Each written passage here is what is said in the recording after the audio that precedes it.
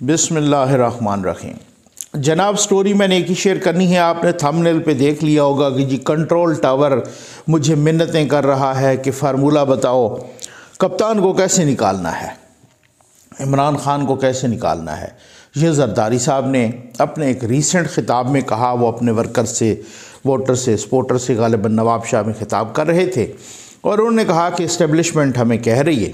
खैर, उन्होंने इस्टेब्लिशमेंट का नाम नहीं लिया, लेकिन उन्होंने वो जिस तरीके से बात की वो हर बंदा ही समझ गया। उन्होंने कहा कि अब वो लाने वाले कह रहे हैं, तो बात तो किन पर इल्ज़ाम है। तो वो लाने वाले ये कह रहे हैं कि कप्तान को निकालने का कोई फार्मूला बताएं।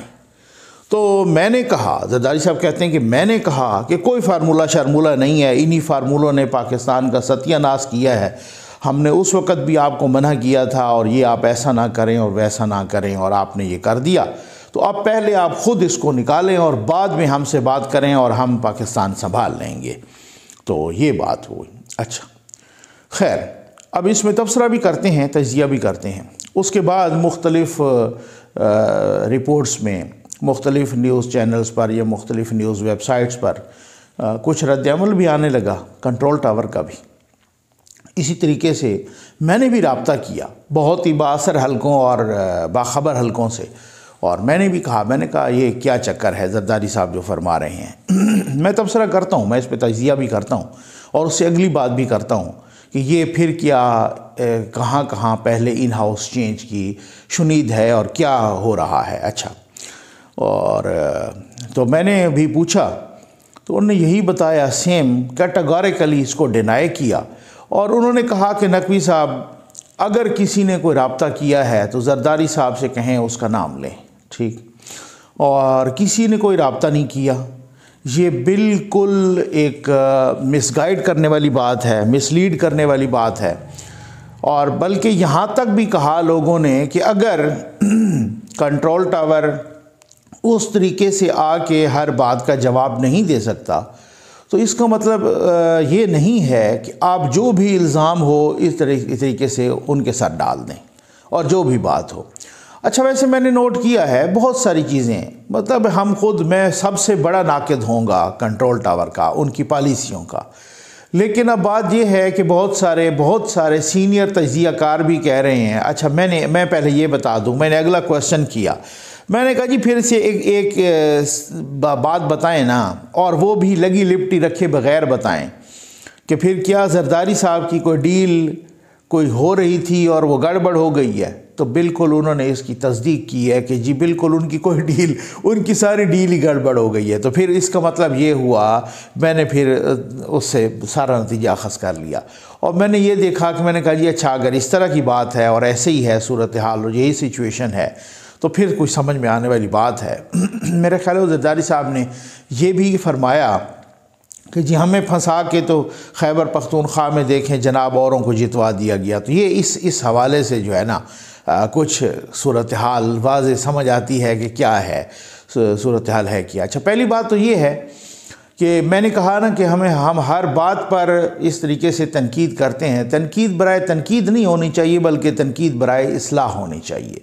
कोई भी इदारा हो, चाहे वो जुडिशरी है, चाहे वो कंट्रोल टावर है, चाहे कोई स्टेट का और इदारा है, पुलिस है, कोई भी है, उसकी इस्लाह के लिए जो है ना तनकीद करें, उनकी बर्बादी के लिए तनकीद न करें, क्योंकि इदारे बर्बाद हुए तो खुदा न खास्ता हम बर्बाद होंगे। तो अब असल में मसला ये है कि जरदारी साहब की जो ये ऐसे हो नहीं सकता कि आप कहें कि जनाब मैंने तो बिल्कुल ही कोई कंट्रोल टावर को ठींगा दिखा दिया है और मैंने कहा है कि नहीं करेंगे और ना कोई फार्मूला बताएंगे। और सर आपने बहुत सारे फार्मूले पिछली इलेक्टेड गवर्नमेंट को निकालने के लिए बताए थे, ठीक है ना, वो हर किसी को पता है। और बलूचिस्तान में जब ये 2018 में वो सारा कुछ वो हुआ था तो वो किसने, और आपने तो अनाउंस भी किया था, और आपने ये भी अनाउंस किया था कि अगली दफ़ा पंजाब में भी नहीं बनने देंगे मियाँ साहब की हुकूमत, ठीक है ना। आपको बहुत सारी बातें ना अपनी अभी रिसेंटली आपने पंजाब में आके भी, लेकिन अंदर की खबर ये है कि आपकी डील की बात बिगड़ी है, जिसकी अब ये और बात है कि आप बहुत सारे हवालों से क्लोज़ भी होंगे अपोजिशन के, ये आप देख लीजिएगा, अपोजिशन के क्लोज़ भी होंगे। लेकिन बात ये नहीं है कि आप फार्मूले नहीं बताते, आप फार्मूले बहुत शौक़ से बताते हैं अगर कोई पूछे तो, लेकिन अब नहीं पूछा, फार्मूला किसी ने नहीं पूछा। अलबत्ता एक डील की बात, भाई मैं आपको बताऊं ना कि अगर किसी इदारे ने कह दिया है कि उसको देखना चाहिए, अब बल्दियाती इलेक्शन हुए ना यहाँ पर खैबर पख्तूनख्वा में, पीटीआई का कचूमर निकला और एक भी मेयरशिप की सीट नहीं जीती। अब कल एक और तहसील की उम्मीदवार की भी सीट मौलाना साहब ने जीत ली है, तो वो तकरीबन पहले 21 पे थे तो अब वो 22 पे आ गए। अच्छा, अब बात ये है कि किसी ने नहीं कहा, हुकूमती जमात समेत किसी ने नहीं कहा कि किसी ने कोई मुदाखलत की है। भाई जब नहीं की तो खाम खाक इस तरह से तनकीद बराए तनकीद नहीं कर सकते, नहीं कह सकते। अब उसके बाद आगे बहुत सारे टेस्ट हैं, लिटमस टेस्ट हैं, अगला मरला पड़ा है, फिर अगर पंजाब के बल्दियाती होते हैं वो पड़ा है।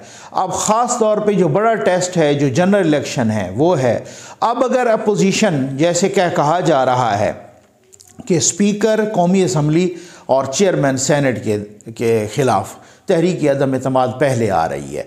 अच्छा, अब ये जो बताया जा रहा है, ख़ुद बहुत सारे न्यूज़ ने भी ये रिपोर्ट किया है। अब अगर ऐसा ही है कि पहले तो वो पीपल्स पार्टी चेयरमैन सेनेट के अगेंस्ट तहरीक लाने की हक में भी नहीं थी, क्योंकि उनके मुताबिक वो ये सोच रहे थे कि कहीं ऐसा ना हो कि ये फेल हो जाए, क्योंकि चेयरमैन सेनेट जो है ना किसी का लाडला है, तो उसमें अब इसमें भी पता चल जाएगा।